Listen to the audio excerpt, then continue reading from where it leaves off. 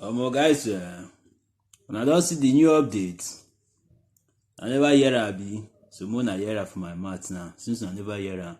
See, shall they tell now for that year? If celebrity just call now, come online, all of now with the full am as if say na Jesus now he dey online. See, I tell you, all those celebrity, they know they try. More na check am. If not, una tisa dey lie, more na check am. All these things where they sup now where they happen.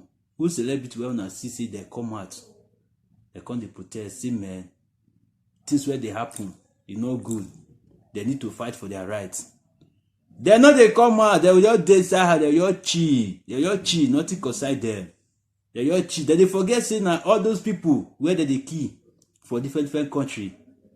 Na their money, na they take become wetin they be. Because if person not call you for show, make you come perform, bros, you no fit get money. They hear me so. Because all those people now then they carry una go outside country, different country, come South Africa, come Europe, come Malaysia, come this place, come so place. Now their money, now that they kill them. No one fit come out, come talk put for the matter. No one fit come out for street say man, una reach like 5. Una come out, as una come out, crowd go follow una. But una no come out. Now just sit down for inside, you not concern me. Now so one guy, whether they I don't know what it be itself, whether na giraffe, I mean no can't know what it be itself. That's why they say, man, for the things where they happen for the issue, say Buhari, you don't say Anana, you don't say how they been.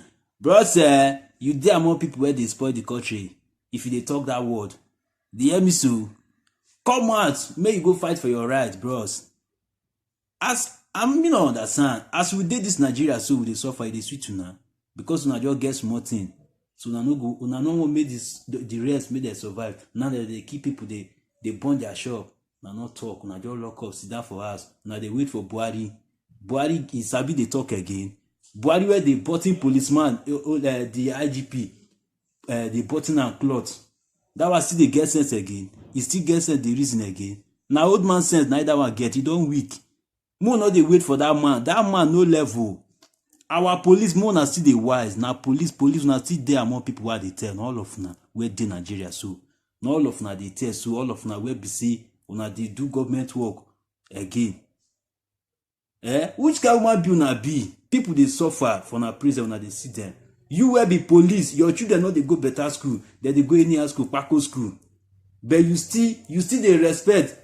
Obey the last order. You dey mad. You not get sense. Obey waiting. Obey you dey enter fire. They kill your people. They kill your brothers. You dey say obey. Obey who? Who you dey obey? Obey who no dey obey you? You dey obey who no dey obey you? Buhari dey suffer now they die. Una dey happy say man you be policeman. How much they pay you?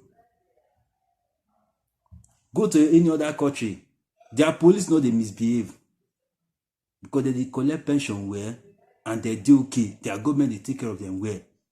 Their children they go better school. But your children they go Paco school. You still they mumu. They follow them. They lose guard. May you wise oh. May you wise. A fool at 40 is a fool forever. You know understand? If you don't reach 40 years, you still be fool. You be fool forever. You know if you change you. As now the mumu they go so. Now mumu you go move until you die you. That's why we dey see Ogogoro policeman for Nigeria. Kind of killer. Akpe. Policeman go where you will fair go drink after 5. Because now after 5 they call her. Because me they hear her. They say after 5. Me go they say policeman. Which one be after 5? Early morning they would go drink akpe. Drink agbo, drink this one. The eye go the turn, you go checking point, go to sleep. Go they kill people, they kill innocent people. No be lie. Now God go punish you now. When where they do bad for that country, now God go judge you now. I don't talk my own. If not lie more na here.